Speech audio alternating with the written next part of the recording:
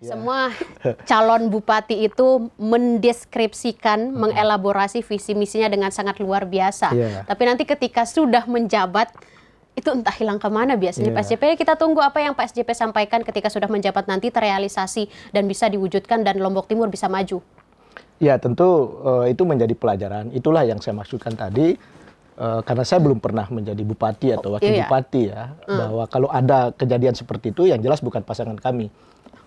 Oke, kita tunggu nanti.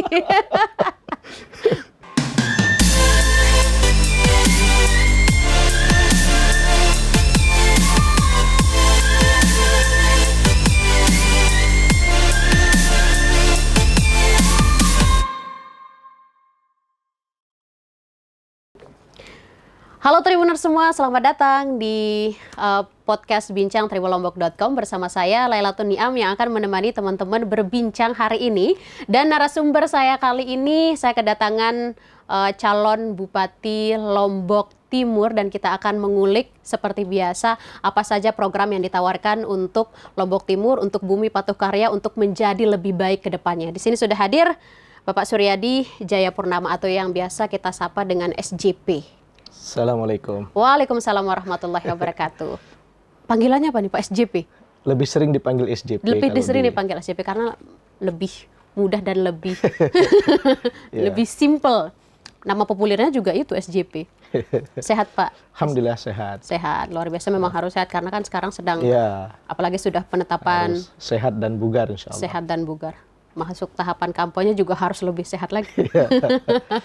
Gimana Pak SJP? Kesibukan akhir-akhir ini di kontestasi Pilkada Lombok Timur? Ya alhamdulillah sih hari ini beberapa waktu lalu dan akan ke depan kami akan banyak menemui masyarakat untuk mensosialisasikan visi dan misi, program-program. Kata kita ingin pemilih di Lombok Timur itu menentukan pilihan itu dengan cerdas karena ide, karena gagasan, untuk perbaikan ke depan agar Lombok Timur menjadi solah dan soleh gitu. Sesuai tagline-nya solah dan soleh. Kalau begitu apa yang ditawarkan visi dan misi sehingga masyarakat itu bisa memilih mana pemimpin yang terbaik untuk dijadikan pemimpin nantinya untuk jangka 5 tahun ke depan? Ya, kami pikir semua orang itu ingin sesuatu yang solah dan soleh gitu. Solah dan soleh. Dan itu kita ambil dari keinginan untuk merealisasikan doa yang selalu kita ucapkan. Rabbana atina fid dunya hasanah wa fil akhirati hasanah wa qina adzabannar. Semua orang ingin kehidupan di dunia yang bahagia, yang baik gitu. Dan kehidupan di akhirat yang bahagia, yang baik gitu. Nah, dalam bahasa Sasak, kehidupan dunia yang baik itu namanya solah gitu. Kalau ingin baik di akhirat, ya kalau ingin baik di akhirat ya harus soleh. Harus gitu. soleh.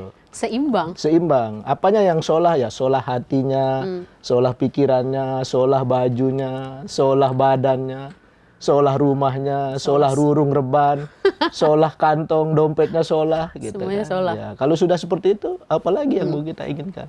Insya Allah kita ingin jadi solah semua. Artinya semua permasalahan itu akan diperbaiki menjadi solah nantinya di Lombok Timur. Bali sak masih lengi tepes solah, rurung sak masih lengi tepes solah, gitulah. Itu yang itu. Sederhananya seperti itu. Sederhananya seperti itu. Tapi kan ada permasalahan-permasalahan yang mungkin mendesak yang perlu diatasi di Lombok Timur. Semisal apa yang menjadi concernnya SJP dengan wakilnya Patihin nantinya. Itu ya kan kalau secara tawaran-tawaran seperti itu. Data dari BPS kan, angka kemiskinan di Lombok Timur itu kan paling banyak ya, 180.000 lebih. Dan kita urutan kedua kabupaten termiskin di NTB. Dengan hampir PR besar itu Pak? PR besar gitu. Padahal kita punya sumber daya alam yang luar biasa. Oh tentu. Apa yang tidak ada di Lombok Timur kan? Hasil lautnya, pertaniannya tembakau paling banyak di Lombok Timur. Ya, hutan, gunung, Rinjani, danau di situ. Potensi pariwisatanya luar biasa. Tapi kan aneh, kok kita bisa jadi miskin padahal kita kaya. Tembakau kita kan paling banyak di Lombok Timur. Siapa yang kaya? Ya pengusaha tembakau, pemilik pabrik rokok kan menjadi orang terkaya di Indonesia karena tembakau dari Lombok sampai punya bank. Kenapa bukan kita yang olah supaya kita yang menjadi kaya gitu? Kenapa tidak dikelola? Itulah peran pemerintah.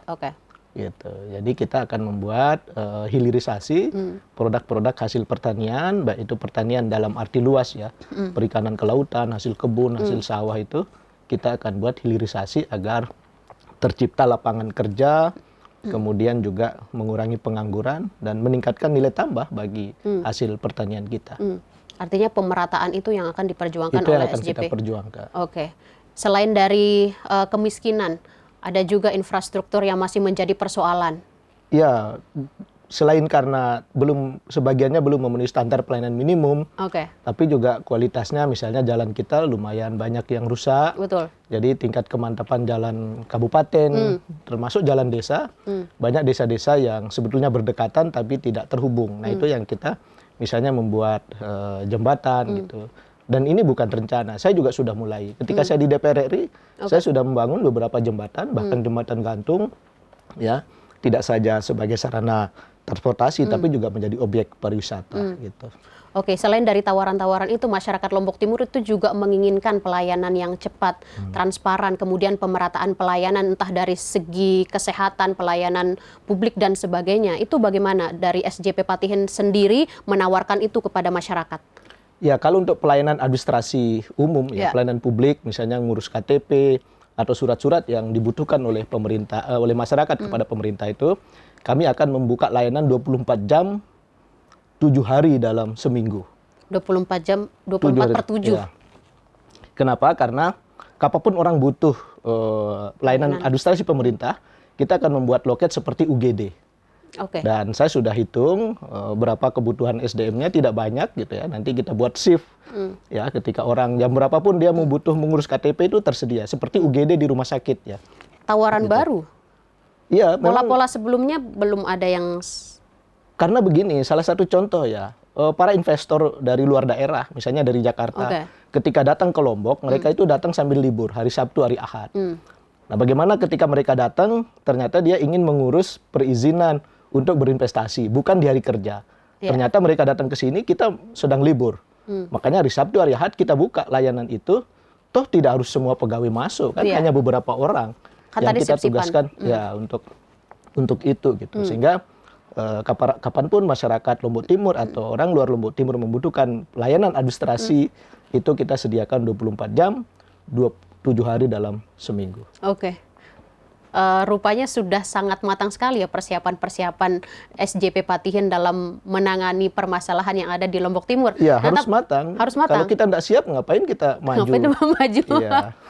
Artinya gini, Pak SJP, kenapa saya bilang begitu? Ini kan konkret langkah yang dilakukan oleh SJP nanti sudah disampaikan, sudah sedetail ini sekarang. Sudah sangat seperti detail. itu. Ya.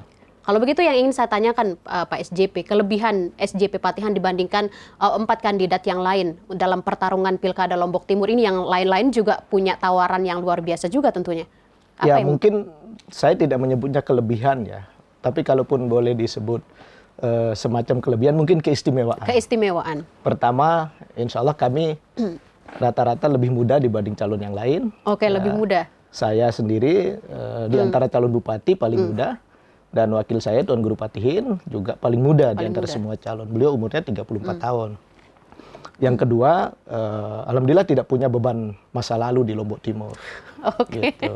Jadi kita akan beralih kencang, baik pada saat pemenangan maupun nanti setelah menang, kami tidak akan punya beban di birokrasi dengan beban politik di Lombok Timur. Insya Allah itu yang akan kita perjuangkan nanti. Begitu. Artinya menjadi pasangan termuda, tawaran-tawaran yang baru, yang fresh, karena banyak sekali pemimpin-pemimpin muda masih menggunakan cara-cara lama. Itu yang masih menjadi kekhawatiran masyarakat ketika memilih pemimpin yang muda, tapi masih menggunakan pola lama. Itu mungkin yang menjadi... Saya ingin ambil satu contoh ya dalam pelayanan publik itu. Ketika misalnya nanti anak-anak muda, generasi milenial, generasi zilenial, mengajukan proposal, katakanlah mau wirausaha, kemana mereka mengajukan proposal? Selama ini kan tidak tahu. Nah, kami akan digitalisasi nanti melalui satu aplikasi. Mereka boleh sambil rebahan kirim proposal gitu ke Pemda, dan Pemda segera respon karena kita juga menggunakan aplikasi. Terus kalau mau ngecek proposalnya sudah sampai mana, mereka juga tinggal klik di HP, dia tahu, oh proposal saya KTP-nya atau berkasnya belum lengkap. Oh KTP-nya sudah lengkap, nanti akan disurvei. Itu cukup gitu.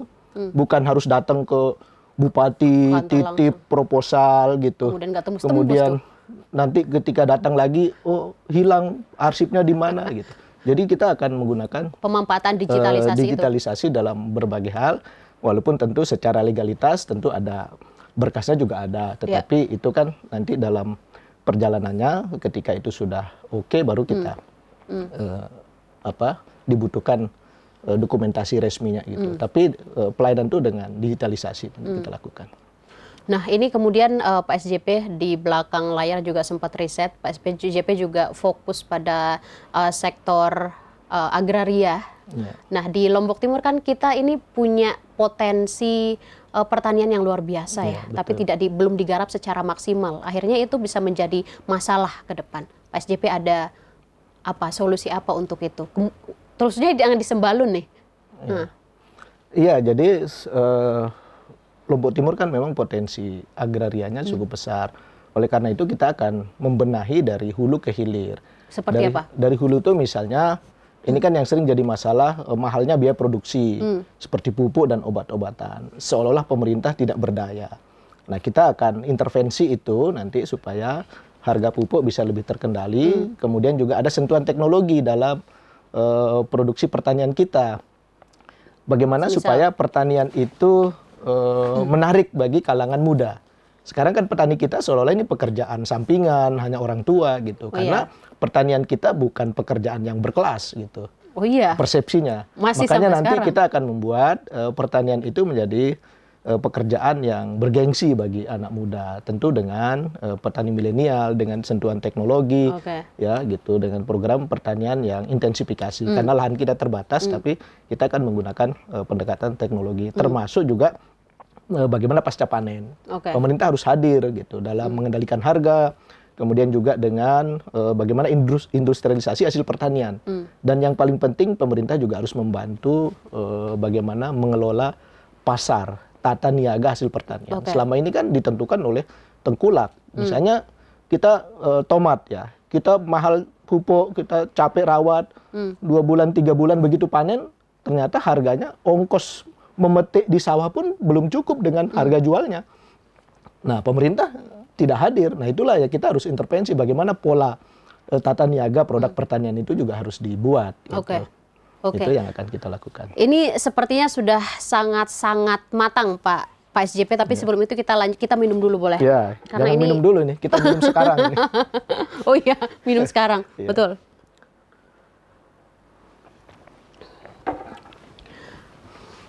Masa-masa sekarang Pak SJP, semua calon bupati itu mendeskripsikan, mengelaborasi visi misinya dengan sangat luar biasa. Tapi nanti ketika sudah menjabat, itu entah hilang kemana biasanya Pak SJP. Kita tunggu apa yang Pak SJP sampaikan ketika sudah menjabat nanti terrealisasi dan bisa diwujudkan dan Lombok Timur bisa maju. Ya tentu itu menjadi pelajaran. Itulah yang saya maksudkan tadi. Karena saya belum pernah menjadi bupati atau wakil bupati ya, bahwa kalau ada kejadian seperti itu yang jelas bukan pasangan kami. Oke, kita tunggu nanti.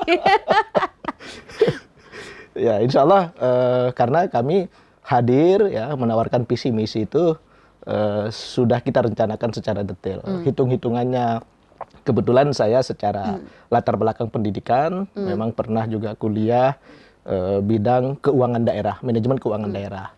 Demikian juga saya juga sudah sekolah di bidang penataan perkotaan. Ya, sehingga secara teknis mudah-mudahan ilmu saya bermanfaat ketika menjadi bupati di Lombok Timur. Gitu. Apalagi didampingi oleh Tuan Guru.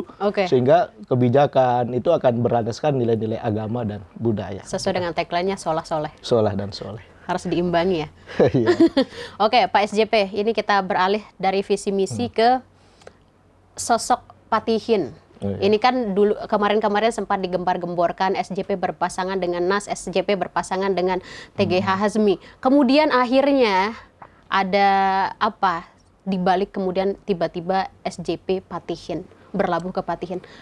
Ya, saya kira memang di akhir-akhir pendaftaran semua calon, semua partai itu kan sangat dinamis ya. Kita berkomunikasi dengan semua pasangan, dengan semua partai. Yang pada akhirnya kita bersepakat untuk berkoalisi dengan Tuan Guru Patihin. Pertama beliau itu yang tidak boleh kita lupa adalah cucu pahlawan nasional. Betul.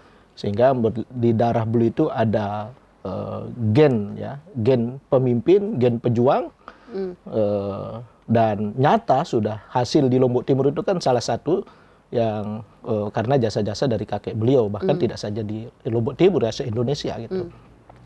Nah, kita gen itu kita ingin tampilkan sekarang gitu. Di samping beliau saat ini juga selain sebagai akademisi ya, beliau juga seorang ulama. Oke. Ya, alumni di Timur Tengah dan sangat muda.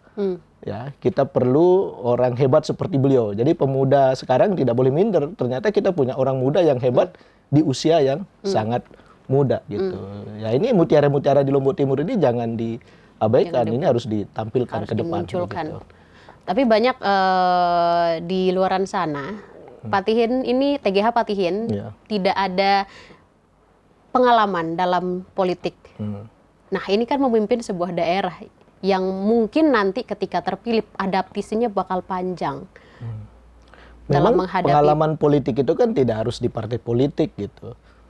Kita masuk pilkada ini kan sebetulnya ranahnya adalah kebijakan publik. Nah, dan beliau sudah lama bergelut di bidang kebijakan publik. Ya, beliau seorang akademisi, seorang ulama, membina masyarakat, ya, bahkan nyata gitu. Madrasah-madrasah banyak sekali yang beliau bina. Dan itulah sebetulnya makna politik yang luas gitu.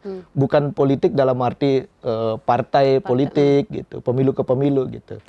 Tapi kan Pak SJP komunikasi politik, komunikasi birokrasi tentunya berbeda nanti. Misalnya dari background akademisi, kemudian nanti beralih ke birokrasi pemerintahan, itu satu yang berbeda, Pak. Iya, justru disitulah saya alhamdulillah punya pengalaman itu.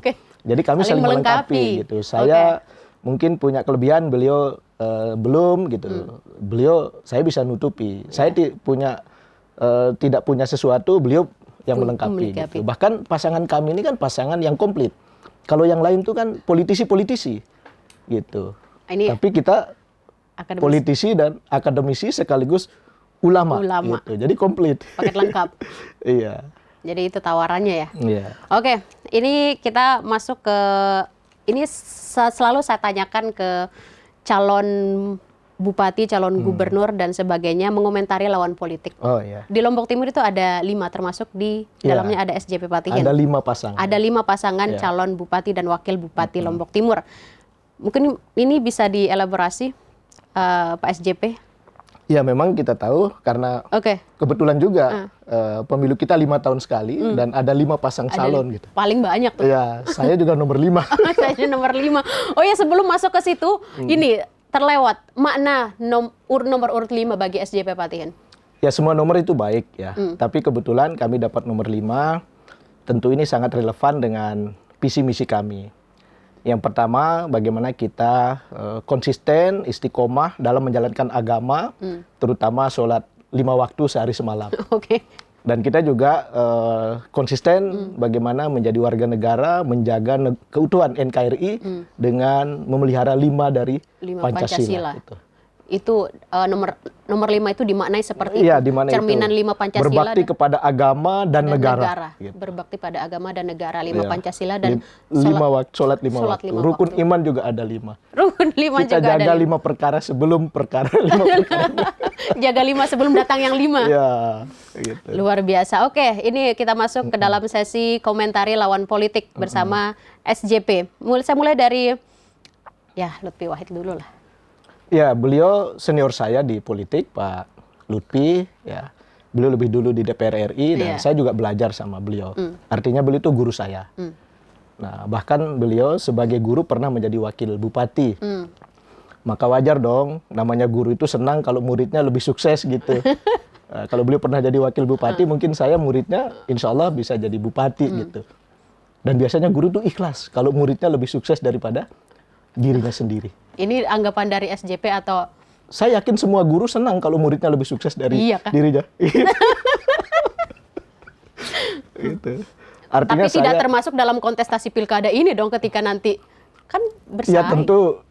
Beliau bukan guru saya di kelas, beliau guru saya di politik. Makanya capaian politik saya juga mudah-mudahan lebih tinggi dari beliau. Wah, parah ini. Ini kemarin juga Lutfi pernah saya ngobrol sama Lutfi ketika menyebut SJP itu dikomentari dengan orang yang cerdas dan retorikanya bagus gitu. Alhamdulillah, mudah-mudahan itu berkat didikan beliau juga. Berkat didikan beliau juga. Iya. Luar biasa. Wahid. Kalau Pak Wahid secara langsung saya agak jarang interaksi tapi saya baca di media Kemudian keterangan dari saya juga dari Lenek ya, dekat tetangga juga, tetangga desa. Beliau orang yang sangat konsisten ya, cukup bagus namanya juga di masyarakat gitu. Saya Lawan kira berat. masyarakat tidak rugi punya pemimpin bernama Pak Wahid. Tidak rugi. Iya, karena beliau berprestasi sampai menjadi calon wakil bupati itu kan perjalanan yang panjang gitu. Gitu, saya kira. Secara tidak langsung ya menyebut diri sendiri juga luar Iya. biasa dong. Secara tidak langsung. Lawan berat Pak SDP? Semua lawan berat. Mungkin bukan lawan ya. Kami ini berkompetisi namanya Pastabikul Khairat. Oke. Gitu. Insya Allah ringan semua karena kita Pastabikul Khairat itu harus dijalankan dengan Jawaban ringan, yang berbeda. Biasanya tuh lawan yang berat ini jawaban yang ringan. Artinya SJP Patihin paling unggul seperti itu. Tentu harus ada optimisme ketika kita berkompetisi. Kalau diawali oleh pesimisme, saya kira lebih baik tidak usah maju gitu ya. Tapi bahwa semua pasangan calon itu punya potensi yang luar biasa ya, kita tidak boleh meremehkan gitu. Tapi bahwa itu sesuatu yang berat, namanya perjuangan ya harus berat. Kalau santai-santai bukan berjuang gitu. Optimis sekali untuk menang. Insya Allah optimis. Apakah gara-gara basis masa Iya, perjuangan itu kan ditentukan oleh ikhtiar dan doa. Nah, kebetulan kami sedang berikhtiar secara maksimal dan mudah-mudahan dengan banyaknya dukungan Tuan Guru, doa-doa Tuan Guru bisa lebih makbul. bisa langsung tembus? Amin, amin, amin. Oke, lanjut Pak SJP. Kita ke Iron Edwin. Nah, Pak Haji Iron juga secara langsung saya agak jarang berinteraksi, tapi saya juga mendengar kiprah beliau di DPRD Provinsi dan sebagai pengusaha pupuk, ya beliau cukup sukses lah. Apa yang beliau geluti sukses gitu. Gitu. Itu saja? Ya, saya tidak terlalu kenal beliau ya secara langsung karena begitu saya jadi anggota DPRD Provinsi, saya keluar, beliau masuk sehingga hanya tahu secara dari media, dari kawan-kawan yang ada. Jadi ini juga bukan pesaing yang berat, ringan. Iya. Semua kan saya katakan. Iya, makanya tadi saya kalau ulangi kembali kata-katanya SJP. Iya. Lanjut masih ada Tanwir. Pak Tanwir ini kakak kelas saya di UNRAM, Fakultas Teknik. Ya, beliau sering main ke tempat kos saya dulu karena juga ya, dan saya kenal beliau seorang pembalap motor dulu. Ya, sehingga memang keberaniannya gitu mengambil risiko itu luar biasa. Gitu. Saya kenal beliau karena kakak kelas saya di Fakultas Teknik Universitas Mataram. Oke. Bahkan pernah menjadi anggota DPR dari PKS juga. Gitu. Jadi saya cukup dekat. Gitu. Oke. Rumaksi. Pak Rumaksi ini itu kayak senior iya, guru iya, orang tua iya. Saya banyak belajar ketika kami sama-sama di DPRD Provinsi. Gitu. Jadi dengan beliau sudah tidak ada perasaan sungkan sama sekali. Mau bercanda, mau seperti apa itu saya sudah ya ibarat orang tua, kakak sekaligus guru saya beliau. Semua komentarnya bagus lah. Insya Allah ya. Bagus. Ya. Ini bukan rival, bukan saingan. Iya, karena kebetulan kita berteman semua gitu. Pak Haji Rumaksi 5 tahun bersama beliau di DPRD Provinsi. Kebetulan saya jadi pimpinan, beliau jadi anggota, dan salah satu yang menonjol di DPRD Provinsi ya beliau. Cukup aktif, vokal, ya, dan ya, mudah-mudahan beliau tetap sehat lah. Bulan tetap sehat. Oke, Pak SJP kemarin juga di media TGH Atsani itu meminta jemaah NW itu harus memenangkan SJP Patihin. Itu menjadi kekuatan SJP Patihin nantinya dengan basis NW untuk karena menang. Beliau kan bicara di depan murid-murid beliau secara internal. Saya kira sangat wajar guru mengarahkan murid-muridnya untuk katakanlah mengambil satu pilihan gitu. Karena memang tugas pemimpin, tugas guru itu adalah mengarahkan murid-murid beliau. Ya, dan setahu saya jamaah NW ini kan dididik untuk taat kepada arahan guru, arahan pemimpin gitu. Insya Allah itu menjadi suatu yang sangat positif dan harus kita dukung. Gitu. Seberapa optimis SJP Patihin untuk menang? Insya Terlepas Allah, dari basis NW. Ya, insya Allah nada-nadanya sih memang sepertinya Menang. pemilu ini, apalagi nama wakil saya itu Khairul Patihin. Itu artinya kemenangan terbaik. Jadi sepertinya memang insya Allah akan menang. Insya Allah akan menang. Nama saya Suryadi Jayapurnama. Mudah-mudahan berjaya lah. Berjaya. 2024 di Lombok Timur. Oke. Ini Pak SJP, terlepas dari visi misi tadi yang sudah disampaikan, yang sepertinya tertata, kemudian ingin segera diwujudkan. Saya ingin beralih ke permasalahan yang juga saya tanyakan di calon bupati yang lain, masalah PMI di Lombok Timur yang masih menjadi permasalahan. Pekerja migran ya? Iya. Ya, saya kira PMI ini memang harus diintervensi oleh pemerintah daerah, walaupun sebagiannya kewenangan pemerintah pusat ya. Tapi kita bisa berbuat. Misalnya mulai dari pemberangkatan, ya, insya Allah kami akan membuat satu lembaga keuangan yang nanti bekerja sama dengan masyarakat untuk mengelola keuangan mulai dari pemberangkatan, termasuk juga ketika TKI itu pulang, ini juga harus didampingi. Karena banyak TKI kita begitu pulang membawa hasil keringatnya, ternyata tidak bisa di-manage dengan baik. Nah, ini harus ada konsultan yang disediakan oleh Pemda untuk mendampingi para TKI kita mulai dari berangkat, pada saat bekerja, kemudian juga saat pulang itu nanti dibantu agar begitu pulang mereka ekonominya meningkat gitu. Dengan hasil yang diperoleh ini harus dibantu bagaimana membuat satu manajemen pengelolaan keuangan yang lebih modern. Karena kan rata-rata TKI kita terus terang literasi keuangannya sangat minim. Ya. Mereka dapat gaji, pulang, ya mungkin ada yang bangun rumah, setelah itu habis. Pergi lagi, begitu seterusnya. Nah, tapi kalau dibantu, didampingi nanti dengan lembaga-lembaga yang mungkin sudah banyak mengelola TKI atau PMI ini, insya Allah kesejahteraannya akan meningkat gitu. Itu yang akan dilakukan? Itu yang akan kita lakukan. Pengangguran juga banyak Pak di Lotim?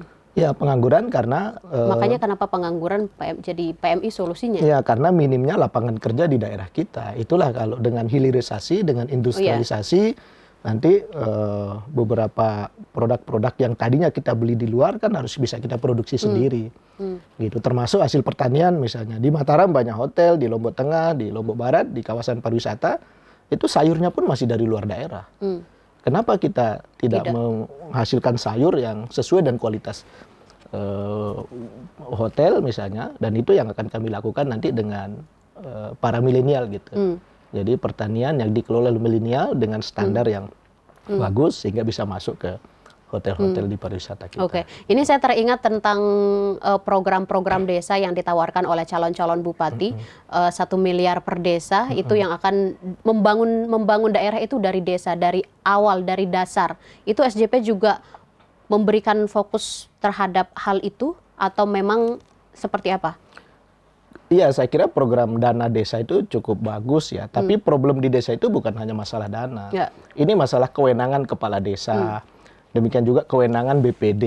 Gitu. Banyak program dari kabupaten ditargetkan desa harus melaksanakan ini, melaksanakan itu, tapi dananya tidak dikasih.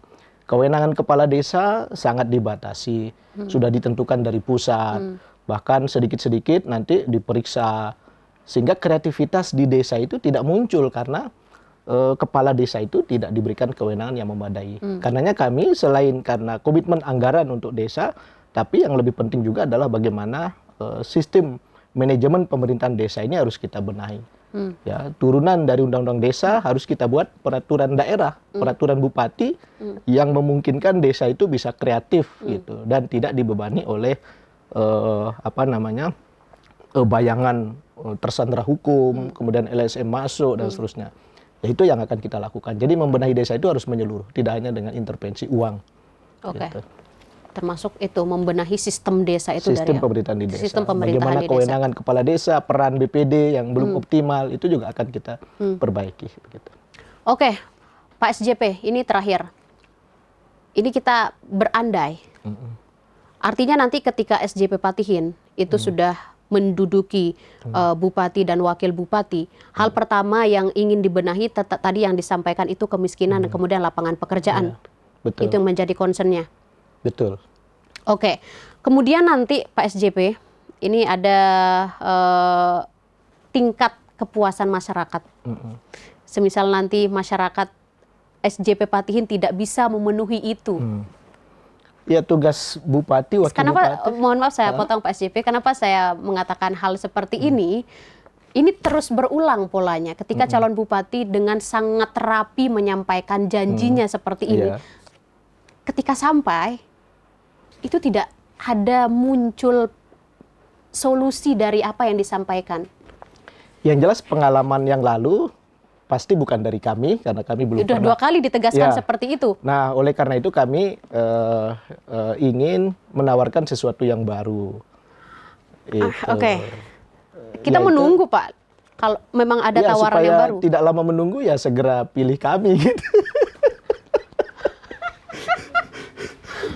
Oke. Lanjut Pak SJP. Ya. Ya, Memang artinya seperti begini, saya alhamdulillah punya latar belakang pengalaman, latar belakang pendidikan juga dalam hal bagaimana pembangunan. Sehingga apa yang kami sampaikan tadi insya Allah sudah kami persiapkan secara detail, baik aspek hukumnya, aspek administrasinya, termasuk juga bagaimana mengevaluasinya. Tentu kami tidak bisa meyakinkan bahwa kami sudah melakukan itu, karena memang belum punya pengalaman sebagai bupati. Sekarang diyakinkan. Tapi sebagai anggota DPR RI itu sudah saya lakukan. Misalnya membenahi infrastruktur, ya jalan-jalan desa banyak sekali yang sudah kami bangun. Bagaimana kemudian membangun lembaga pendidikan secara pribadi, saya punya lembaga pendidikan dari TK sampai perguruan tinggi gitu. Artinya apa yang saya katakan itu bukan akan, tetapi sudah dan sedang kami lakukan. Insya Allah itu akan lebih efektif ketika menjadi bupati dan wakil bupati gitu. Pede sekali. Ya, Harus pede. percaya diri dan percaya orang juga. Percaya diri dan percaya orang. Iya, jangan sampai percaya diri tapi tidak percaya. Ya masyarakat orang harus cerdas memilih mana yang pemimpin yang memang menjanjikan perubahan dan perbaikan ke Iya. depan yang nyata, teman-teman ya. lain. Ya. Begitu Pak SJP? Betul. Aman ya? Aman. Oke, terakhir Pak SJP, sampaikan apa sesuatu yang mungkin terkait dengan pilkada kontestasi di Lombok Timur. Baik, terima kasih khususnya Inama Sementor Jarintiang di Kabupaten Lombok Timur. Pemilu kita 5 tahun sekali dan ini jangan sampai dilewatkan. Saya Suryadi Jayapurnama bersama dengan Tuan Guru Haji Lalu Gede Muhammad Khairul Fatihin. Kebetulan nomor urut 5 akan ikut dalam pilkada ini. Dan kita jadikan pesta demokrasi ini betul-betul suasana pesta dengan riang gembira. Ya, dan kita bersyukur di Lombok Timur punya banyak pilihan calon. Ada 5 pasang calon. Jadi ibarat kalau kita pesta itu menunya lebih banyak. Tinggal dipilih, ini ada menu politisi-politisi, ada menu politisi-politisi, ada menu politisi, birokrat, ulama, akademisi. Silakan, yang penting kita tetap bersaudara. Lombok Timur, solah dan soleh. Iya, Cukup itu Pak? Cukup itu. Cukup. Oke, seperti yang disampaikan Pak SJP, ada 5 pasangan calon, tinggal dipilih mana sesuai dengan kebutuhan masyarakat Lombok Timur di tanggal 27 November nanti. Iya. Begitu Pak SJP ya? Betul. Oke Tribuners, nanti kita akan berbincang-bincang lagi terkait dengan kontestasi Pilkada Lombok Timur, kontestasi Pilkada 2024. Saya Lailatul Niam pamit undur diri dan juga di sini ada Pak SJP pamit undur diri juga. Sampai jumpa. Wassalamualaikum warahmatullahi wabarakatuh. Waalaikumsalam warahmatullahi wabarakatuh. Terima kasih banyak.